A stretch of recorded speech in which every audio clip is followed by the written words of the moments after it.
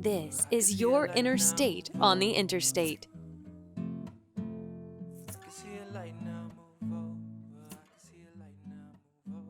Welcome back. Today we are at episode 7, Knowing Nothing to Know Everything. We're going to talk about this simple concept of knowing nothing to know everything, which is simple as a concept, but it takes practice and some effort for it to become your reality.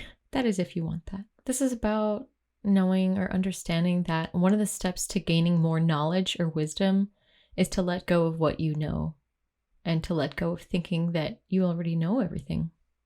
One of the quotes that I heard when I was young that always stuck with me was, "You're never going to learn anything if you think that you're the most intelligent person in the room." So the next thing I want to talk about is something that I call the ball metaphor. And that's just because I don't have any other frame of reference for this, because it's something that kind of came into my head after a conversation that I had. So I was at a retreat center in Peru, and it was a place where I helped out clients sometimes and would support retreats, and we were about to have a San Pedro ceremony, and David Walton, who owned the retreat and has since passed away, he was talking about how knowledge is like a ball, and that the volume of the ball was like the knowledge that you had, and that the surface area on the outside of the ball was what you don't know. And so if you imagine a ball and increasing in volume, as in the more knowledge that you acquire, then the larger the surface area becomes, which means that the more knowledge you get, there's actually more that you don't know. So that is like the knowledge, the volume of the ball is like the known knowns, and the surface area of the ball is like the known unknowns. And so we started to talk about that unknown unknown. So yeah, after I took the San Pedro and I was really deep in the journey, something just occurred to me. And that was that if this knowledge ball was a metaphor, then how can you use that awareness? So again, if the surface area is what you don't know, the unknown, and the volume is what you do know, then if you really tuned into and accepted that you don't know that much, as in expand the surface area of the ball and just accepting that there's much more unknown than you realize, then actually that gives more space for the volume to increase, and therefore gives you space for more knowledge or wisdom to come in. And so deep in that ceremony, it was like I was breaking down the walls and the limits of my mind in terms of as far as I thought that I knew, because sometimes we get so stuck into thinking that we know so much because from our past experiences, we know so much more than we did before. But for me, it was about letting go of those walls, letting go of thinking that I knew anything, thinking that I knew so much, and letting myself expand and letting myself be shown and realize, like really accept knowing that there was so much that I didn't know. So basically, by my intentional increasing of my unknown unknowns and keeping that in my mind of more unknown unknowns as a possibility, I was shown all this knowledge and wisdom, which is really hard to explain. The more that you accept that you don't know so much, the more that you actually will know. And there's actually a quote that comes from Star Trek, which is, knowing that you don't know is the first step to wisdom. It's come up so many times in different situations, like if somebody's stuck in a problem, or I'm doing a healing session and there comes an I don't know, I see that as a really good sign. I see that as you've come to the point where you recognize that you don't know, and that means that you're willing to see something else. You're willing to take a leap of faith into knowing something that you hadn't known before. Because sometimes we get in this comfort zone of what we know, and we feel so confident in that we know so much. It almost takes a vulnerability to admit that we don't know. To the ego, it can be really scary to think that you don't know. It's uncomfortable. You know, there's this skill that I learned from living in Peru and moving there without having any plan, of being comfortable with the unknown, of being comfortable with not knowing 10 steps ahead, of being comfortable with not having a set plan. It's scary for a lot of people. When people have their whole lives planned out, it can be really terrifying to not know the direction that you're going to go in. But I actually think that that's one of the most magical places that you can be in, is being comfortable in the unknown, because that means that you are open to the potential of life. You are open to the potential of creativity to move you, to expand you to places that you had never thought you could go to before in your mind or in this 3D reality. The Dunning-Kruger effect, if you're not familiar with that, is a cognitive bias, which is about the perception of knowledge. And it's based off of a study, and they tested participants in logic, grammar, and sense of humor. And they found out that the people who actually fell in the bottom quartile rated their skills as above average. And so the least skilled people are the most likely to overestimate their abilities. And it also happens in the reverse. That people with the most skills or intelligence tend to as well underestimate their knowledge base. It makes complete sense, because if you are one to not assume that you know, and if you get into that state of not knowing, then you are open to actually learning more. If you question things more than most people, then you're actually going to learn more.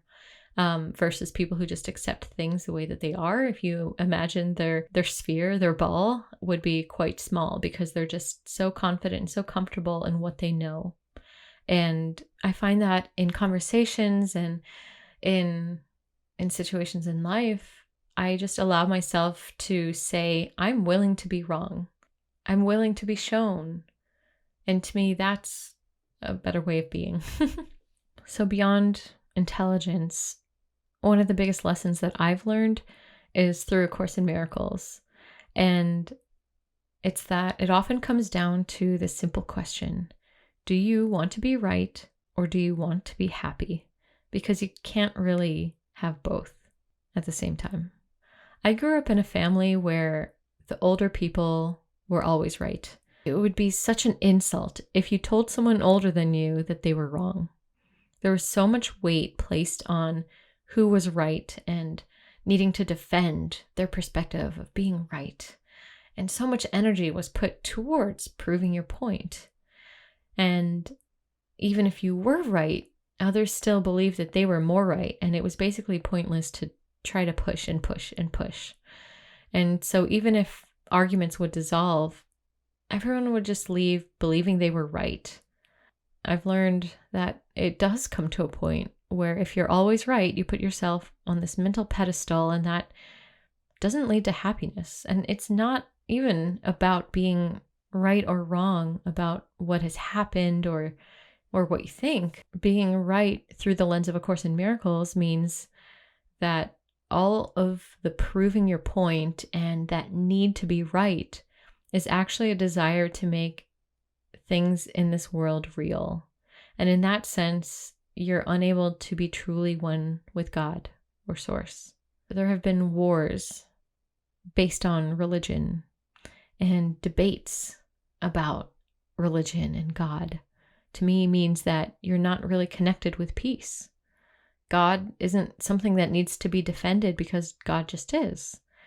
And thinking that you need to convince someone of anything means that you're very invested in your perception. And I find myself sometimes wanting to convince someone that I'm right about something. And when I do that, it means that I'm perceiving that my brother is seeing incorrectly. And that means that I'm perceiving incorrectly. Because if I were truly perceiving correctly, I would see my brother in truth. I would see that my brother is one with God, that we are one. And so we always have this choice of, do we want to be right or do we want to be happy? And by the way, this whole podcast is part of my own learning to fully integrate these concepts, because what you teach is what you learn. So I am not trying to convince anyone here of anything but myself. If you happen to get some benefit from it, then I'm happy for you. Let's bring this being right or being happy to a situation that you might have in your own mind. Let's explore that a little more. If you think of any stressful situation, It often comes down to holding on to an idea or belief that you've been holding on to so tightly. And we want so badly, so desperately to not let go. And usually there's a reason for that, as any situation is going to ultimately reflect back where you're holding on to something in your mind a little too tightly. I'll just give an example here. So let's say you go to the grocery store and you see that, oh, that person gave me a bad look. Oh, they must be mean.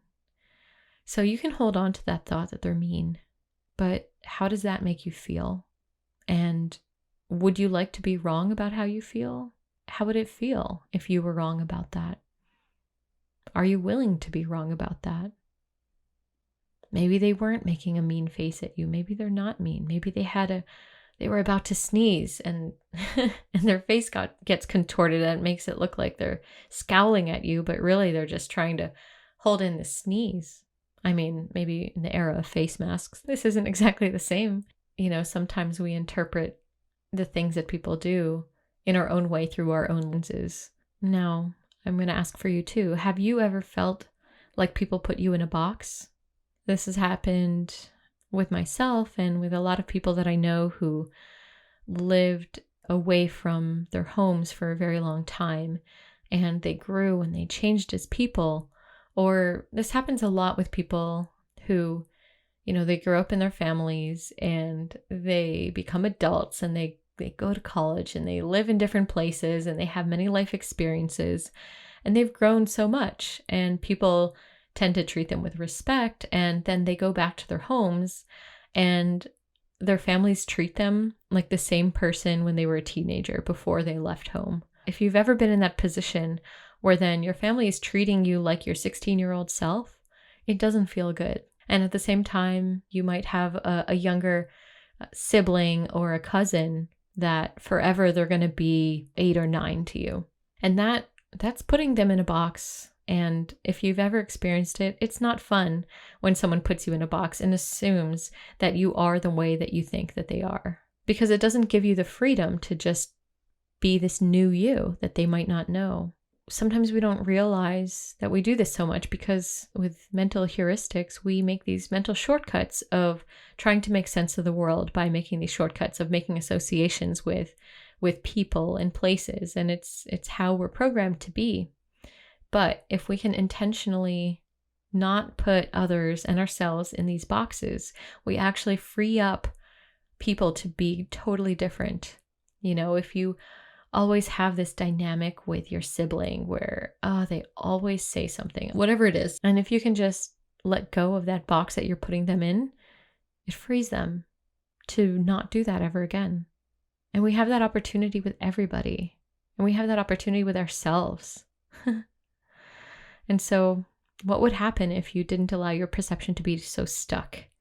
And if you could let yourself be wrong about thinking that you know how a person is, or a situation is, or how the world is. And if you can just let go of being right and needing to be right and defending your perception for a moment, you actually give space for peace, for joy, for experiencing something new, for seeing them in truth. Seeing yourself in truth. So let's do a little practice. I like these little 1-minute practices. So allow yourself to get into a meditative state, whatever that means for you. Some deep breathing.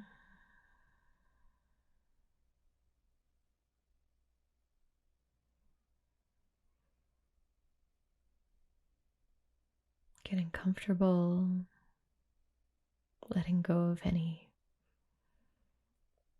future thoughts, any past thoughts, and coming to the present.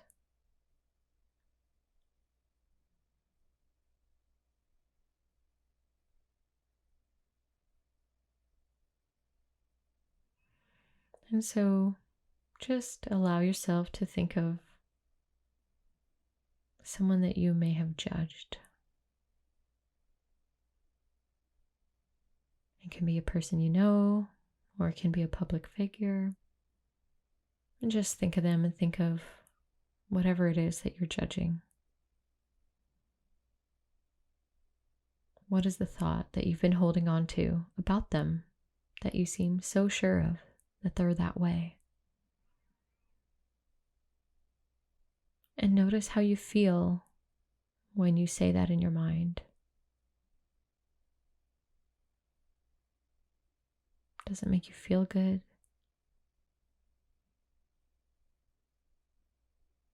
Does it make you feel bad? Does it feel contracted? Just observe and see what happens when you intentionally let go of holding on to that thought and say, I release this person from being like that.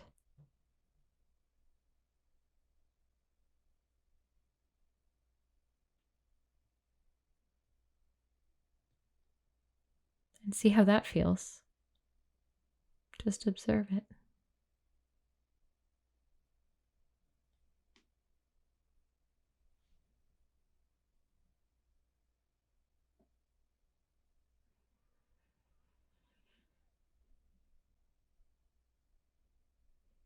Okay. So that's it. You can apply that every single day. You can find a situation or a person where you're holding on to a thought. You can apply it to yourself. You don't always have to be who you've always thought you were. You have the freedom. You have the freedom to free everyone else in your perception as well. And so that is all for this episode. I hope you enjoyed that, and feel free to share, like, review. Take care. Bye for now. I can see a light now, move over. I can see a light now, move over. I can see a light now. Thanks for listening to Your Inner State on the Interstate. For more information, visit yourinnerstate.love. It's falling too. The wind on your face now. You're standing in place now. It's all at your pace now.